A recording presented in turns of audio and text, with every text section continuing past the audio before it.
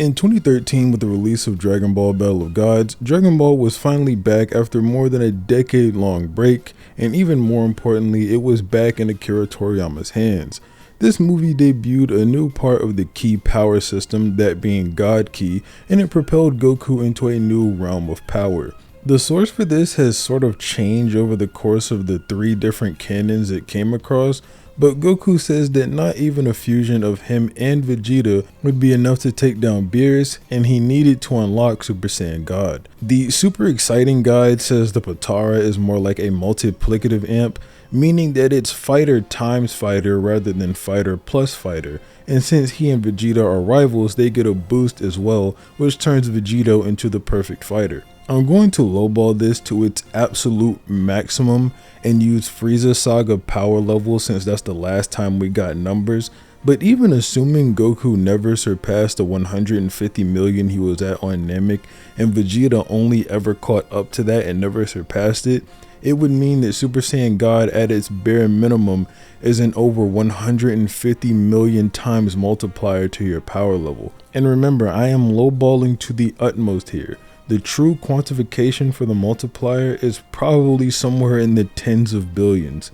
Anyway, you can see how maintaining this level of an amp would be extremely difficult going forward.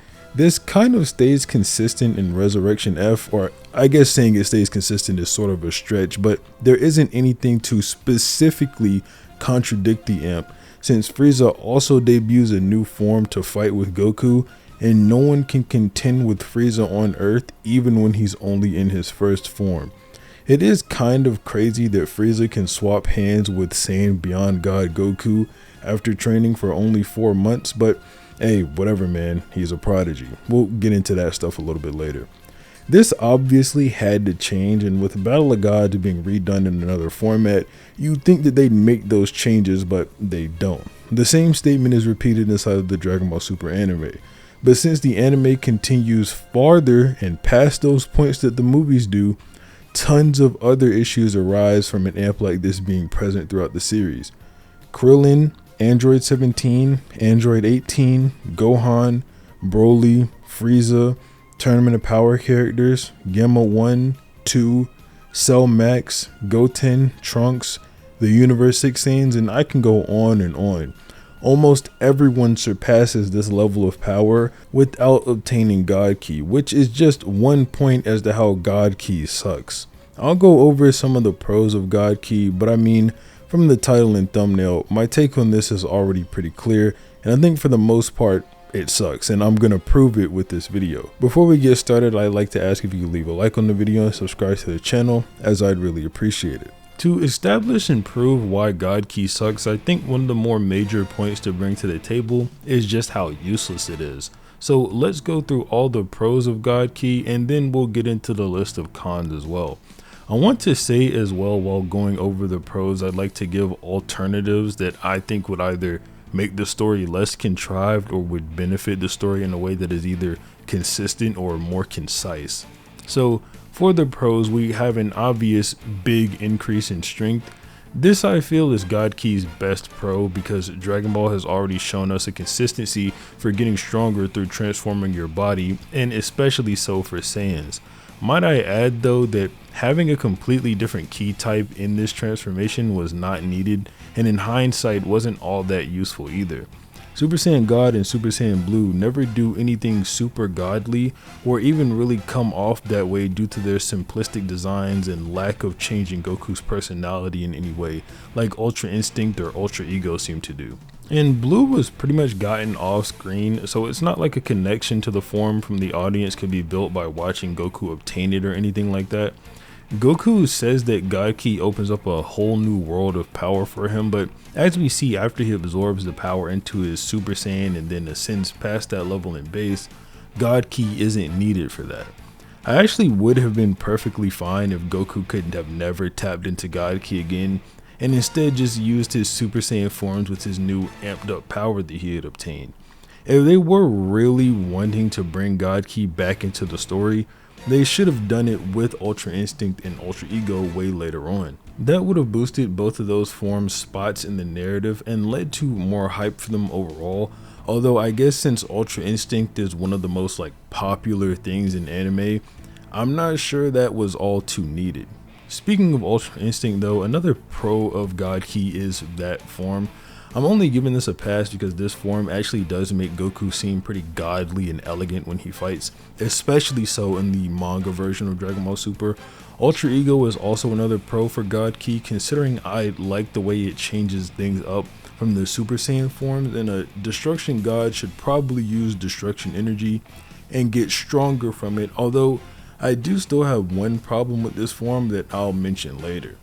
Last pro I can think of is the fact that there is a lack of ki detection, but I don't think that matters since it supposedly emits this insane pressure and people can gauge your strength through it. Although the only evidence for that is Piccolo says Goku is stronger in blue than he was before, so he's either sensing the pressure God Ki emits, or he's saying that because Goku is beating up somebody that could beat up blue Goku from the last time Piccolo saw him, who I guess he'd have to gauge his strength off of the guy Goku fought then, since he can't sense God Ki. Whatever, you get the picture. Now, to offer situations in which I think these pros can be turned around into either things that better suit the story or just seem way less contrived, getting back into the strength boost area, since I already kind of started talking about it anyway, like I said, God Ki doesn't need to be introduced for Goku to get massively stronger. If Goku is going to get a new form anyway, why not just have it be a new form with higher ki than the last one, because functionally that's exactly what it does. It doesn't take away from a form being special, since it can still require the same 5 Saiyan ritual to unlock. Since this is still normal ki, it would just be presented as being a higher level. Anyone else catching up to this level would then be less contrived, since they also possess the same thing in the same type of ki. I also want to mention that Beerus does not have to be as much stronger than everyone else as he was in the current story. We've seen people who are less than 40% stronger than other characters in Dragon Ball, like Vegeta and Kui, absolutely demolish the other person. Beerus doesn't have to be tens of billions of times stronger than Goku, and this is especially the case when we find out later that Beerus's training is still incomplete by Whis, the guy who literally trains him, and that the level he's at is never mentioned. So you could have Beerus gradually progress and stay way stronger than Goku and Vegeta that way. And since Frieza and Gohan are super mega prodigies, Beerus, who is the literal god of destruction, being a prodigy is something that literally everyone can accept, especially since it already kind of seems like he's kind of lazy and doesn't do much training to begin with. Battle of Gods was made without the thought of continuing in mind, so I sort of gave that a mental pass. But then Dragon Ball Super was made with the thought of being a full-fledged series, and I realized that they do make it up as they go, which isn't necessarily a bad thing, but Toei and Toyotaro aren't good at it, so they shouldn't do that. I know that a lot of this is a power scaling issue and some people don't too much care about that, but I do. It's a shonen battle anime and people fight each other. The power scaling is going to be an aspect of that, and the writers of the series need to be aware of it. Battle of Gods even plays with the idea I'm talking about with Goku not getting God Ki by having him mess up the ritual at first and saying his power just got massively higher in his Super Saiyan form. So to quickly wrap up this little section, Beerus should have been made weaker and Super Saiyan God could have been a normal ki form with a smaller amp. I want to make myself really clear here just real quick so that no one can misconstrue what I'm saying or twist my words in the comments. I'm not saying God Ki can't exist or that it shouldn't exist. I'm saying that they did it and they did it wrong, even on the second chance they got to correct it with Dragon Ball Super. I also want to quickly respond to the argument that the Earthlings always had more potential anyway than Goku, since I think it's really a non-argument in response to what I'm saying here, and I will elaborate on that a little bit later. You can draw some consistency for this argument since Goku trained with Kami for 3 years and was still far weaker than Raditz. but then the Earthlings trained with Kami for 1/3 of that same time and all got results that were way better than Goku since they were all stronger than Raditz. Then Goku trains with King Kai for 158 days, and according to King Kai, it's similar to training for thousands of years back on Earth. But Goku only gets a power level of 8,000, but Piccolo, who arrives with a power level of 3,500, at least according to Weekly Shonen Jump, with King Kai training for a little more than a week, comes back with a power level of somewhere between 200,000 to maybe upwards of 318,000. The reason we know this is that El Manga Legendario states Piccolo's merger with Nail was at 5 times amp, and we know that Frieza's power level is either 1 million or 1,519,000, since a lot of guides say that Frieza is at 1 million, but Piccolo says his power multiplied by several times in the anime. And if it was 530,000 before, then obviously it would go to 1,519,000 because several means more than 2 but not many, so at the bare minimum 3. Obviously, if Piccolo can match Frieza with weights on, then he'd probably be stronger than this, but it doesn't matter. We'll just use the Frieza numbers as safe lowballs. 1 million divided by 5 is 200,000, and 1,519,000 divided by 5 is 318,000. So maybe it is consistent that people have higher potential than Goku, with the alternate interpretation would just be that as your power grows, so does your potential. Krillin and Gohan both get way stronger after Guru unlocks their latent power, so it maybe does have some merit to it that as your power grows, your limits also grow.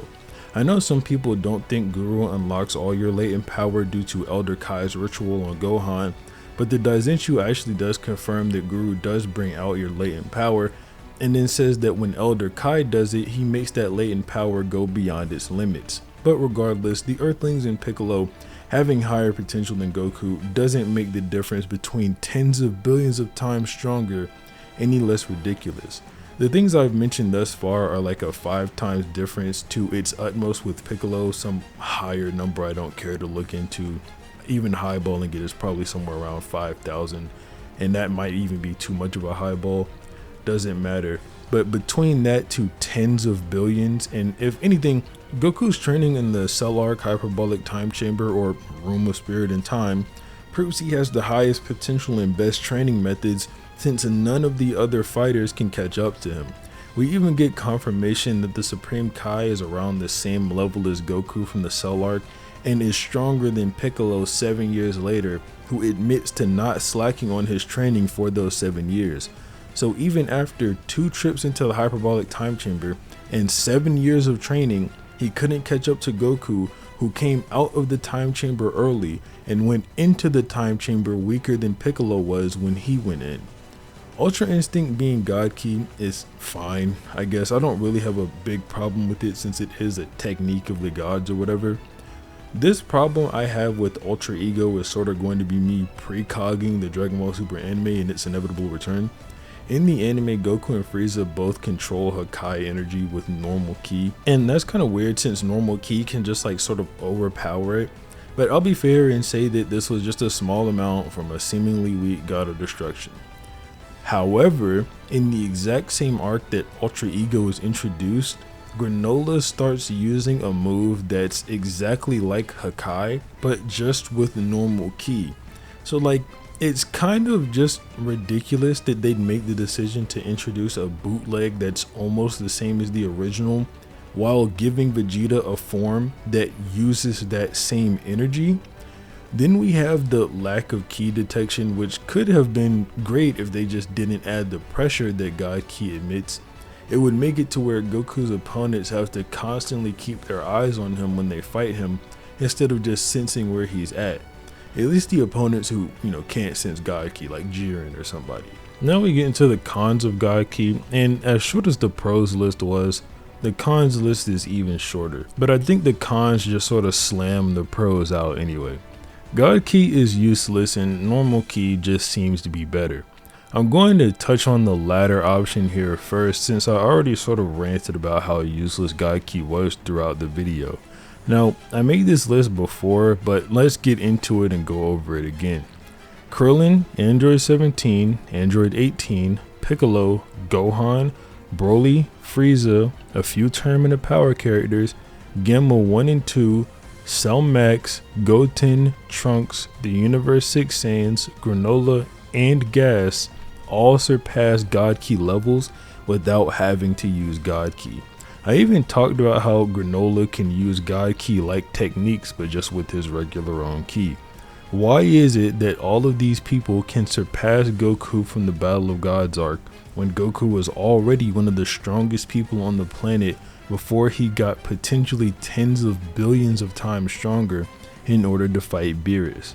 The answer to this, or to most of this, is what I like to call the prodigy problem. Everyone and their mom is a prodigy in Dragon Ball now. I'd be willing to bet my entire YouTube check that if Bulma put on a pair of boxing gloves tomorrow and started training, she'd be Vegeta level within a few weeks, and the justification would be that Bulma was always a prodigy this entire time. Gohan, Broly, Goten, Trunks, Android 17, and Frieza are all stated to be prodigies in some way or another. To explain how they got so strong, Goku says that Android 17 doesn't do much of anything, yet he's just that strong. Goten and Trunks goof off and play around and play superhero at times or go to school, but they can land hits on Cell Max. Frieza can train for 4 months and surpass all of Goku's training. If you give him 10 years, he can one-shot True Ultra Instinct Goku and Ultra Ego Vegeta, along with the strongest guy in the universe at their constant power leaps, just very casually. How on earth do you justify Frieza being taken down after he does something like this? Goku and Vegeta can't train for 10 years in return because they're nowhere near as much of a prodigy as Frieza is. So they're gonna have to train for 50 years or do fusion or something in order to take him down. But even then, I'm not even entirely convinced that that would work. Frieza just training mentally for more than a year allowed him to get over 10 times stronger as a low ball, since Goku surpasses his Kaioken times 10 self from the first fight with Hit and his second fight with Hit in just his blue form. Then he and Frieza both tie after Frieza is revived, having done no physical training and only mentally honing himself. Frieza's potential, I'll give them this series, does seem to keep very consistent inside of Dragon Ball Super. They don't seem to be backtracking on him having some of the highest potential and being one of the best prodigies ever. So I'll give them a little bit of a pass on that they're keeping it consistent. Broly kind of gets a pass here as well, since he isn't that strong with no consequence. He has the chance of slipping and losing his sense of self, but that can only go so far. I mean, he was already starting to keep up with base Vegeta while he was also in base, meaning that he can get that strong without losing himself. Gohan has that narrative of being a prodigy, which is cool and all, so I guess I'll just leave it alone, but I don't know. Something about it, even though it's always extremely cool seeing Gohan fight, it doesn't seem right that he'd unlock this beast transformation. I don't know, maybe I just need a bit more explanation on it. And I mean, maybe it gives further credence to the earlier argument about your potential rising the more your power level does, and he didn't have the potential to unlock this form beforehand. But anyway, that's the prodigy problem. We have way too many prodigies, and not to mention Goku and Vegeta have also been called prodigies before.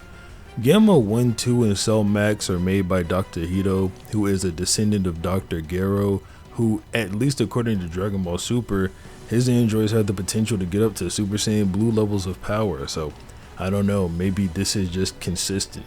However, it's only consistent with Super. How do you even put together parts that make it so these androids are this strong anyway? I don't know, that may be kind of a nitpick, but whatever, it still feels super artificial. Granola and Gas might be one of the most painful examples of this because Goku and Vegeta have God Ki, and Beerus even comments that Goku has now become a god, yet the wish that excludes the gods when becoming the strongest in the universe doesn't exclude Goku and Vegeta. So just a simple wish on 2-star Dragon Balls on a planet in the middle of nowhere let them surpass Goku and Vegeta's god forms. They aren't prodigies, they weren't made by super smart scientists, and they didn't train for thousands of years. They just made a wish to get this strong. I guess, man, yeah, that's really cool. And I don't care if Granola had to sacrifice some of his life force to get the power up, because everyone else surpasses Granola anyway, and he effectively did this for nothing.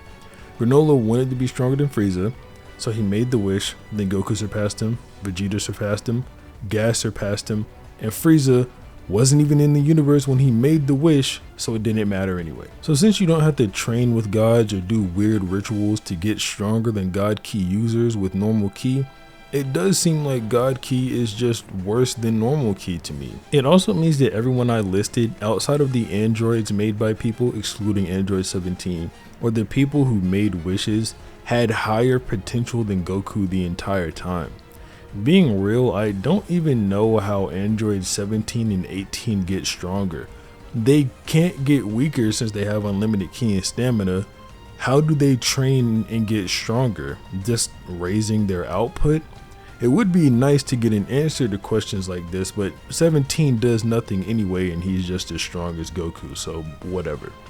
This uselessness of God Ki can't be overstated. Not only does none of the forms have to be God Ki like I mentioned earlier, it almost makes the narrative more consistent, less contrived, and more believable that other characters can reach these heights. Goku and Vegeta are excluded from Granola's wish, and only the gods have God Ki if those forms didn't have God Ki. In the end, I guess this better serves as a reason to why Super Saiyan Blue and Super Saiyan God suck, but I would have left it there if the Granola arc didn't happen. I'm not including the other universe characters when talking about this, by the way, since they are all from different universes and we knew nothing about them before they were introduced, so there really isn't that big of an issue with it. Base Kaba being base Vegeta level is a bit weird at face value, but it's not like it's nothing that can't be explained by simple headcanon. Pretty simply just saying that the Universe 6 Saiyan's evolution was just that strong. That's pretty much it for the video though. Like I mentioned towards the middle, I'm not saying God Ki shouldn't exist, I'm just saying it was done incorrectly and should have been done better. So, like I said, God Ki sucks. If you liked the video, obviously leave a like on it and subscribe to the channel, but other than that, have a nice day.